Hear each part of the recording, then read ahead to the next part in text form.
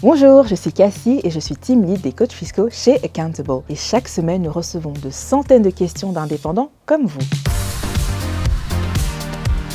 La question du jour nous vient de Yoren qui demande « En 2026, ça vaut encore la peine de facturer avec des droits d'auteur ?» La réponse courte, oui.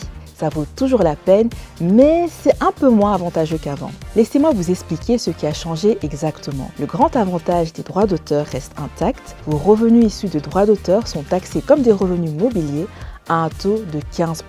Pour comparer, sur des revenus professionnels ordinaires, vous pouvez payer jusqu'à 50% d'impôts en tant que personne physique. La différence reste donc énorme. Ce qui disparaît à partir de 2026, ce sont les frais forfaitaires. Avant, il faisait en sorte que vous ne payiez que 7,5% d'impôts sur la première tranche au lieu de 15%.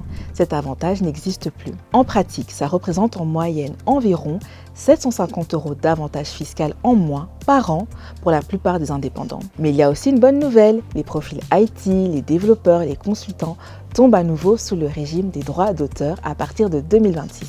Ce n'était plus le cas ces dernières années. Donc, les droits d'auteur restent intéressants, surtout si vous avez un travail créatif et que vous cédez des droits d'auteur à vos clients. Avez-vous encore des questions ? Laissez-la dans les commentaires de cette vidéo ou participez à nos webinaires gratuits. Vous trouverez le lien pour vous inscrire dans la description ci-dessous. À bientôt!